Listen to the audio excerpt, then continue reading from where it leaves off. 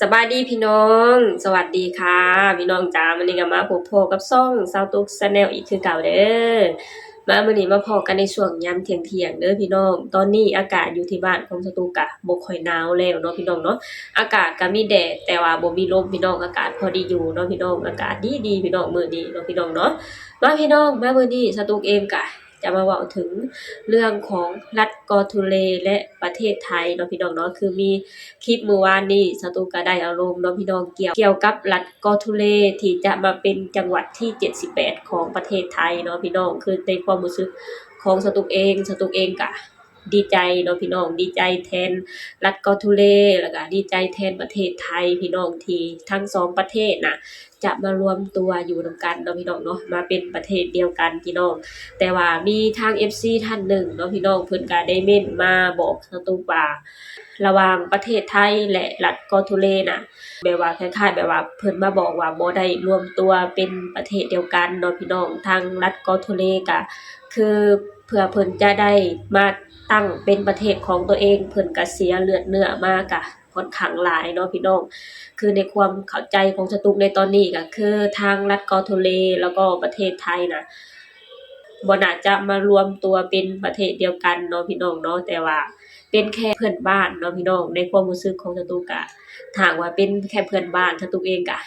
แบบว่ายินดีนำเนาะพี่น้องเนาะและสตุกเองก็ต้องขอโทษขออภัยเนาะพี่น้องถ้าหากว่าสตุกเว้าอิหยังผิดพลาดไปเนาะพี่น้องสตุกเองก็ต้องขอโทษขออภัยนำทางพ่อแม่ FC เนาะพี่น้องเนาะคือในความรู้สึกของสตุกพี่น้อง ทางประเทศไทยเนาะพี่น้องเพิ่นก็เป็นประเทศที่เจริญแล้วหรือเป็นประเทศที่เจริญแล้วเนาะพี่น้องเนาะคือทุกสิ่งทุกอย่างคือมีแต่สิ่งดีๆพี่น้องมีแต่สิ่งดีๆเข้ามาเนาะพี่น้องเนาะไหนจะเป็นเรื่องธุรกิจไหนจะเป็นเรื่องบริหารประเทศก็แบบว่ามีแต่สิ่งดีๆนะพี่น้องประเทศของเพิ่นก็พัฒนาเนาะพี่น้องรอบด้านพี่น้องดีทุกๆอย่างเลยไหนจะเป็นการค้าไหนจะเป็น การบริหารประเทศเนาะพี่น้องคือดีทุกสิ่งทุกอย่างพี่น้องแล้วทางถ้าหากว่าทางประเทศไทยน่ะจะมีทางประเทศรัฐ Portugal น่ะมาเป็นเพื่อนบ้านอีกประเทศหนึ่งก็สตุกก็ขอแสดงความ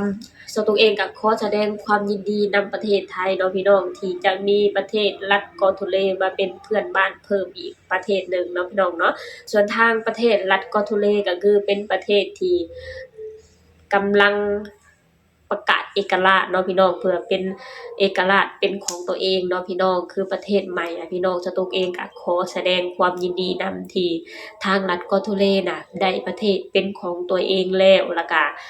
ยังมาเป็นเพื่อนบ้านกับประเทศไทยอีกเนาะพี่น้องแล้วทางสตุกเชื่อได้เลยนะพี่น้องว่าทางประเทศไทยน่ะเพิ่นเป็นประเทศที่มีน้ำใจเป็นประเทศที่รักประเทศรอบข้างเนาะพี่น้องคืออย่างเช่น ประเทศของสตุกประเทศลาวเนาะพี่น้องอย่างเช่นประเทศลาวในตอนนี้หรือในอดีตก็คือมีทางประเทศไทยน่ะคอยสนับสนุนคอยดูแลมาโดยตลอดเนาะพี่น้องบ่ว่าจะเกิดเหตุเพศภัยหยังก็แล้วแต่พี่น้องมีทางประเทศไทยประชาชนไทยน่ะคอยมาให้ความช่วยเหลืออยู่ตลอดเวลาเนาะพี่น้องจนเฮ็ดให้ทางประเทศลาวน่ะซาบซึ้งในน้ำใจของคนไทยเสมอมาเนาะพี่น้องและในทุกมื้อนี้ก็คือ ทางประเทศลาวก็ยังได้พึ่งพาอาศัยทางประเทศไทยคือเก่าพี่น้องนั่นก็คือทางแรงงานน่ะไปทำงานอยู่ที่ประเทศไทยเนาะพี่น้องเนาะสตุกเชื่อได้เลยพี่น้องว่าทางคนลาวทั่วประเทศน่ะซาบซึ้งในน้ำใจของคนไทยและประเทศไทยเนาะพี่น้องเนาะแล้วมาทางประเทศรัฐ Portugal พี่น้องที่เพิ่นก็กำลังสร้างตั้งรัฐใหม่เนาะพี่น้องแล้วเพิ่นก็มาเป็นเพื่อนบ้านกับประเทศไทยพี่น้องเพิ่นก็ทางประเทศ ทางรัฐเกาหลีก็คือเพิ่งจะสร้างตั้งใหม่ความเจริญก็สิบ่ค่อยดีปานใดยังบ่ค่อยลงตัวปานใดเนาะพี่น้องและสตุกเชื่อได้เลยว่าการที่รัฐเกาหลีน่ะมาเป็นเพื่อนบ้านกับประเทศไทยน่ะสตุกเชื่อได้เลยนะว่าอีกบ่โดนบ่นานน่ะทางรัฐเกาหลีหรือประชาชนเกาหลีน่ะก็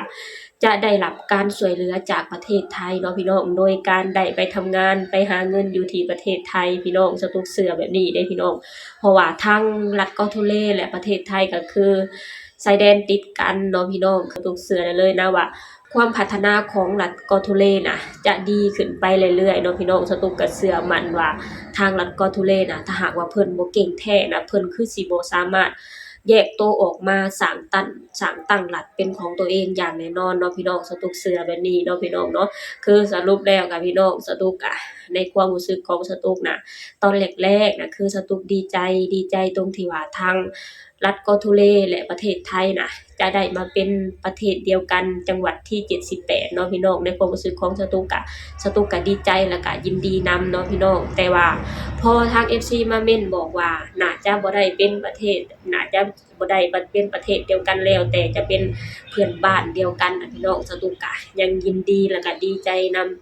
ทางรัฐเกาะทุเลคือเก่าเนาะพี่น้องที่จะได้มาเป็นเพื่อนบ้านกับประเทศไทยเนาะพี่น้องเนาะเพราะว่าคือเฮาฮู้กันแหละพี่น้องว่าทางประเทศไทยน่ะเพิ่นเป็นประเทศที่อบอุ่นและเป็นประเทศที่คอยช่วยเหลือประเทศอ้อมข้างเนาะพี่น้องเนาะ คอยดูแลคอยช่วยเหลือประเทศอ้อมข้างและคอยเปิดโอกาสให้กับทุกคนพี่น้องที่อยากจะเริ่มต้นใหม่เนาะพี่น้องเนาะทางรัฐเกาะทุเลหรือประชาชนเกาะทุเลก็ไผที่แบบว่าต้องการอยากสร้างเนื้อสร้างตัวต้องการอยากสร้างหลักปักฐานที่มั่นคงกว่านี้ก็คือสตุกเชื่อได้เลยว่าทางรัฐเกาะทุเลน่ะจะต้องขยายแบบว่าจะต้องไปหาเงินอยู่ที่ประเทศไทยคือจังประเทศลาวนี่แหละพี่น้อง อันนี้ก็คือความรู้สึกและความเข้าใจของสตูกเนาะพี่น้องถ้าหากว่าสตูกยังเข้าใจอันใดที่ผิดพลาดไปก็ช่วยให้พ่อแม่ FC นะมาเม้นบอกสตูกแหน่เด้อถ้าหากว่าสตูกเว้าหยังที่ผิดพลาดไปสตูกก็ต้องขอโทษขออภัยเนาะพี่น้องเนาะแต่ว่าในความรู้สึกของสตูกน่ะสตูกยินดีแล้วก็ดีใจนำพี่น้องที่ทางรัฐโกทูเลน่ะจะได้มาเป็นเพื่อนบ้านกับประเทศไทยคือจังประเทศลาวเนาะพี่น้องและสตูกเชื่อได้เลยว่า การที่ได้เป็นเพื่อนบ้านของประเทศไทยน่ะเราจะโชคดีหลายๆอย่างเนาะพี่น้อง1ก็คือได้รับโอกาสดีๆจากประเทศไทย2ก็คือถ้าหากว่าเราเกิดสิ่งที่บ่ดีจะมีเพื่อนบ้านที่แสนดีคือจังประเทศไทยน่ะยื่นมือเข้ามาช่วยอย่างแน่นอนเนาะพี่น้องอันนี้ก็คือความรู้สึกของสตูกเนาะพี่น้องเนาะที่มีต่อประเทศไทยพี่น้องคนลาวทุกคนซึมซับได้ว่าทางประเทศไทยเป็นประเทศที่ใจดีและมีน้ำใจ พร้อมที่จะให้โอกาสทุกประเทศหรือทุกคนที่อยากจะ